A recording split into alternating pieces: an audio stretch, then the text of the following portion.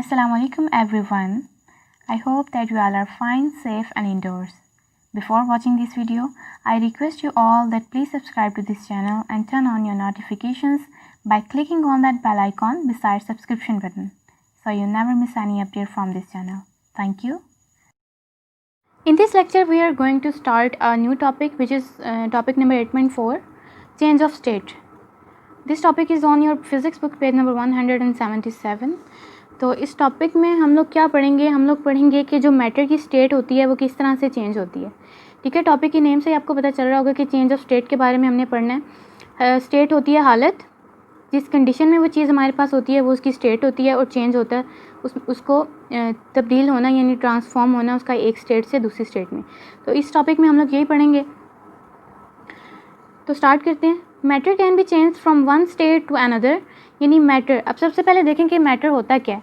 Matter कोई भी ऐसी चीज़ होती है जिसका वेट होता है और वो स्पेस ऑक्यूपाई करती है। ठीक है, अब जैसे एक बुक है, इसको मैं टेबल पे पुट किया हुआ है मैंने यहाँ पे, तो मैं इसकी जगह पे कोई और चीज़ नहीं रख सकती। इट मीन्स कि ये एक मैटर है, इसका वेट भी है, उठाने से मुझे फील होगा कि मैंने कोई चीज़ कैरी की हुई है और इसने स्पेस भी ऑक्यूपाई की हुई है। ठीक है, तो ये एक मैटर है। इस तरह से कोई भी चीज़ होती है जिसका वेट होता है या फिर वो स्पेस ऑक्यूपाई करती है तो वो मैटर होती है हमारे पास। ठीक है, matter can be change from one state to another, यानी मैटर जो है उसको एक स्टेट से दूसरी स्टेट में चेंज किया जा सकता है।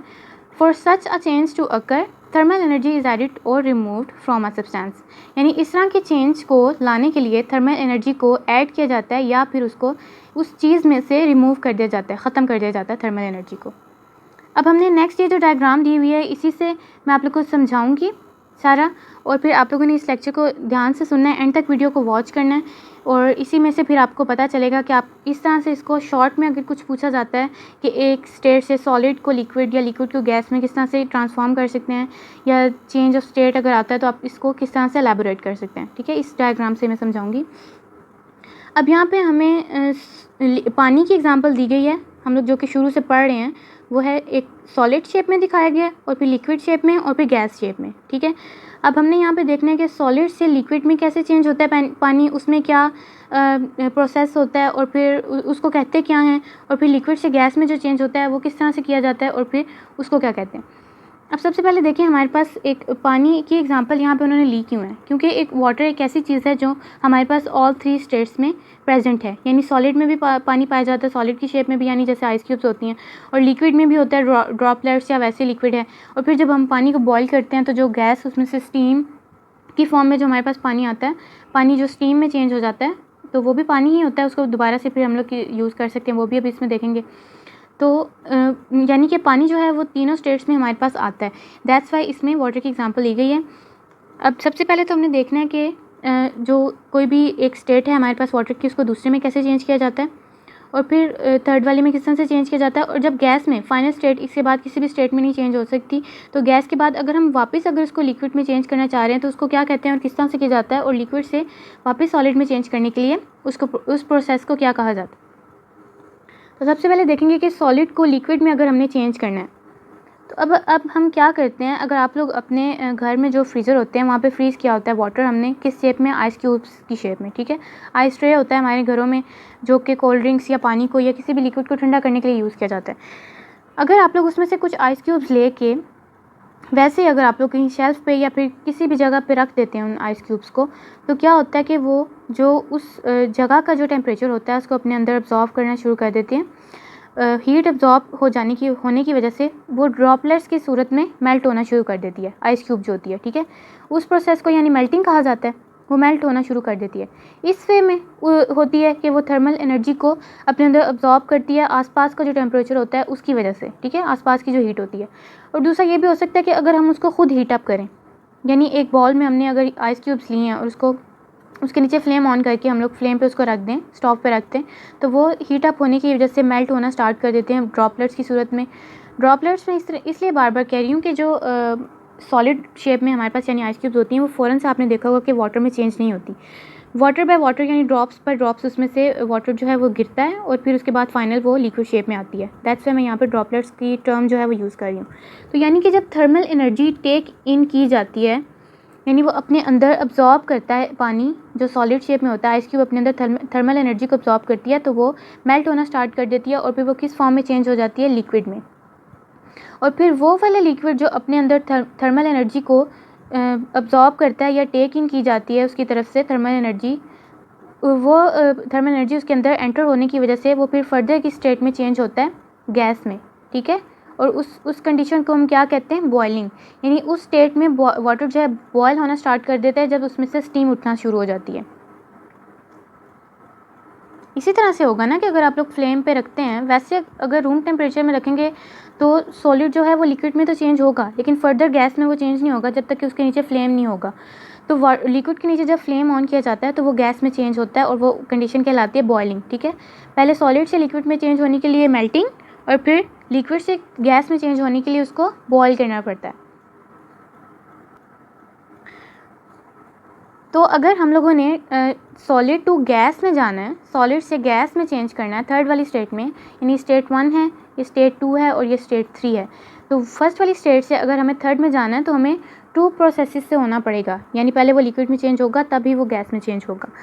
तो इसी तरह से अगर वो लिक्विड टू डायरेक्ट गैस में चेंज होना चाह रहा है तो हमें 1 प्रोसेस के थ्रू पास करना पड़ेगा उसको, यानी जैसे उसको बॉयल करना पड़ेगा वाटर को। अब हम लोग देखते हैं, अब पहले तो हम लोगों ने ये देखा है कि थर्मल एनर्जी जब उसमें जाती है वाटर में तो वो किन किन स्टेट्स में चेंज होता है। और अब हम देखेंगे नेक्स्ट कि अगर चेंज हुई हुई स्टेट है जैसे गैस है, उसको वापस लिक्विड में चेंज करने के लिए हमें क्या करना पड़ता है।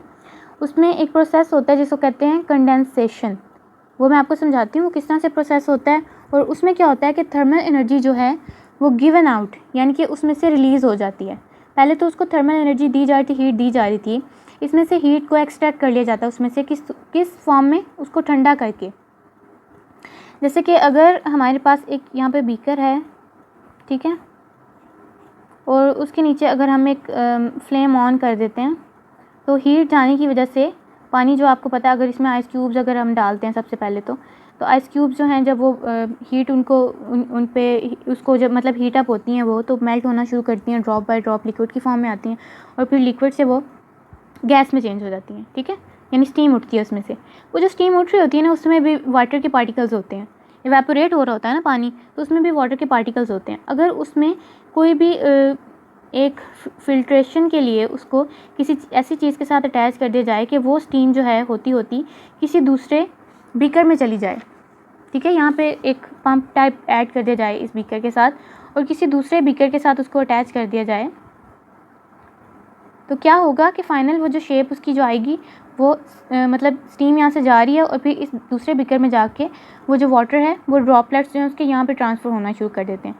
तो इस तरह का जो प्रोसेस होता है, स्टीम से वापस जो है वाटर जो है इसमें चला जाता है, उस लिक्विड में यानी चेंज होता है, उस प्रोसेस को कहते हैं कंडेंसेशन।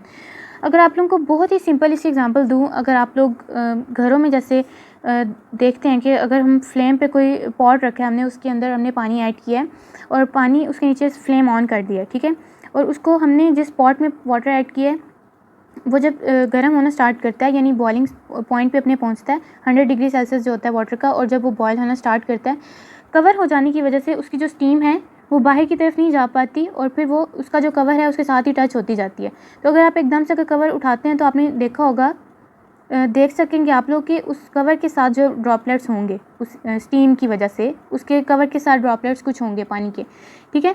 तो इसी तरह से यहाँ पे जाने की वजह से इस प्रोसेस में जो थोड़ा थोड़ा ठंडा होती है स्टीम जो है वो फिर ड्रॉपलेट्स यहाँ पे गिरते जाते हैं और फिर यहाँ पे पानी को दोबारा से गैस जो स्टेट होती है उसको वाटर में, लिक्विड में यानी चेंज कर दिया जाता है। अब यहाँ पे भी उसको कुछ टाइम लगता है उसको रिस्टोर होने में वाटर को, ठीक है, क्योंकि यहाँ पे भी अभी कुछ हीट होती है, उसको मुकम्मल तौर पे ठंडा होने के लिए हमें कुछ उसको टाइम देना होता है, उसको कुछ टाइम के लिए छोड़ना पड़ता है ताकि उसमें से thermal energy is given out, यानी थर्मल एनर्जी को उससे निकाला जा सके, एक्सट्रैक्ट किया जा सके जिसकी वजह से वो ठंडा हो जाता है, ठीक है। थोड़ा टाइम उसको छोड़ने की वजह से छोड़ देंगे अगर तो वो ठंडा हो जाएगा और फिर वापस वो लिक्विड में चेंज हो जाएगा।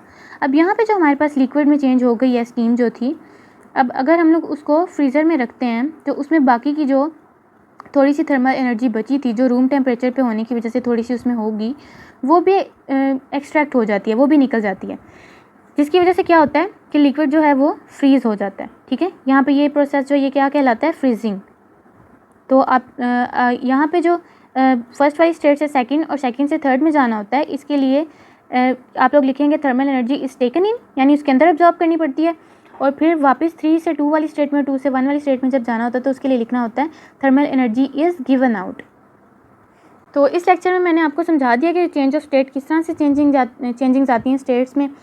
तो अब इसके बाद जो एक इसी के लेक्चर का एक पार्ट है, एक एक्टिविटी है, वो आप लोग अपने, जिस तरह से आप सब आजकल अपने घर में हैं तो घरों में भी छोटी सी एक्टिविटी है बहुत मज़े की, आप लोग अपने घर में भी वो एक्टिविटी कर सकते हैं। इसके साथ एक ग्राफ के थ्रू मैं आपको समझाऊंगी कि इस प्रोसेस में सारा ये जो चेंजिंग का प्रोसेस होता है इसमें टेम्परेचर का क्या रोल होता है और टेम्परेचर की चेंजिंग किस तरह से आती है। ठीक है, तो आई होप कि ये लेक्चर आपको समझ आ गया होगा। इसका जो नेक्स्ट पार्ट है, अगर आप वो देखना चाहते हैं तो मेरी नेक्स्ट इसके बाद वाली जो वीडियो है वो देखें।